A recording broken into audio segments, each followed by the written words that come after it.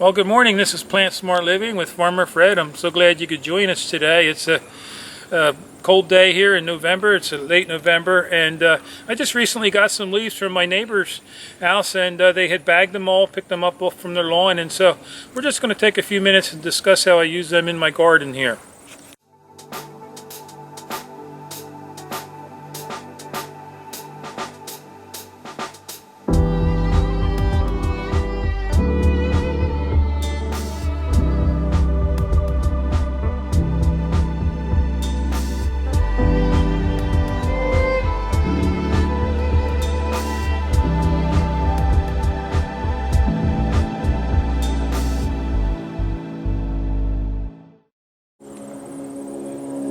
So we're here at the organic garden here. This is my 4-foot by 32-foot bed that's divided into 8-foot sections. And being a contractor, I work all over the place, but just like a few miles down the street, I've been doing work for a customer, and they had all these kind of trees out on their yard, and so they had leaves everywhere. And so while I've been working there for the last week or so, they were out there laboring, raking them up and putting them in bags, and even the parents end up getting an electric vacuum that sucked the leaves up, but it also shredded the leaves, and so I got like 14 bags unshredded leaves, but I also got about 10 or 12 bags that were shredded. And so the shredded leaves are what's ideal for your garden bed. And so I just wanted to talk to you about the leaves for your garden and the benefits of it.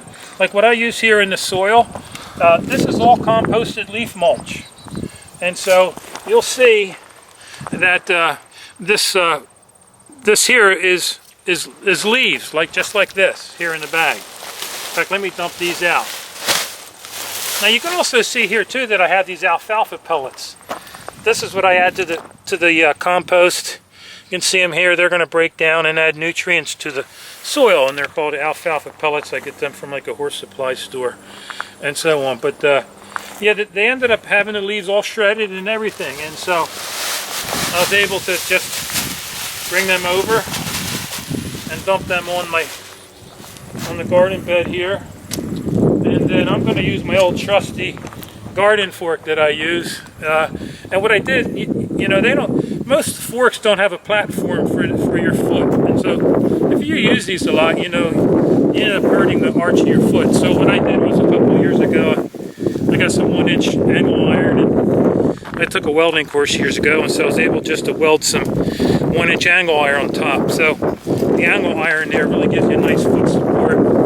And then I also added, using a piece of 3/4-inch copper pipe, I just used a couple of radiator clamps to give me a little bit more handle when I go to work these ends. So what I wanted to do here is just rake out some of these leaves here.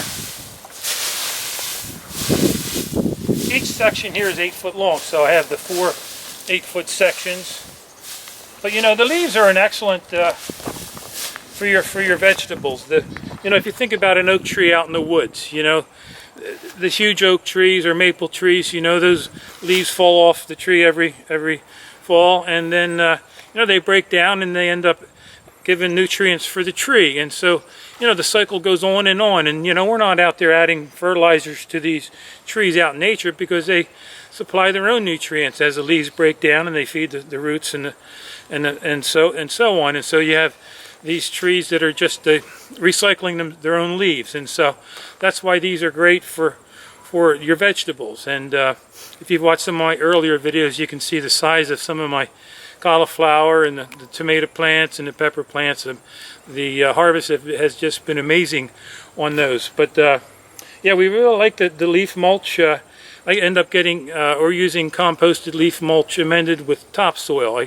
I get like 6-7 yards every springtime around March. March is a dry, windy month around here, and so it's a good time to get the compost delivered here. I pay about $30 a yard for that. And so what they do there, it's a certified compost center. They have these giant piles of leaves, and so they let them bake out in the sun to bring up the temperature to like 131 degrees or so, and then it kills all the weed seeds. And so we basically have here as a weed-free garden, which is, no one likes to weed, and so it gives us much more time just to spend with our family and friends, and never we don't have to be laboring out here in the garden all the time. So rather than just let these leaves sit on top of the garden, I wanted to just work them in to the soil using my garden fork. So I was just spreading some of these out here.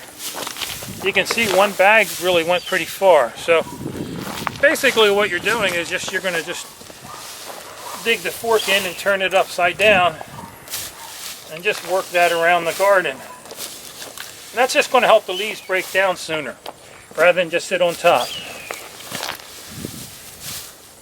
You know, whenever you have good, healthy, friable soil, loose soil, you know, your garden fork should be able to just plunge in there real easy. See how it just goes in there pretty effortlessly. And so these leaves will hopefully break down by next spring. And I'll also get that new load of compost and probably put it like a 2 to 3 inch layer over all my other beds, and you know, just bring the compost up even. And so I think that pretty much covers everything. You just want to continue to go through the garden and turn it over. It's good exercise.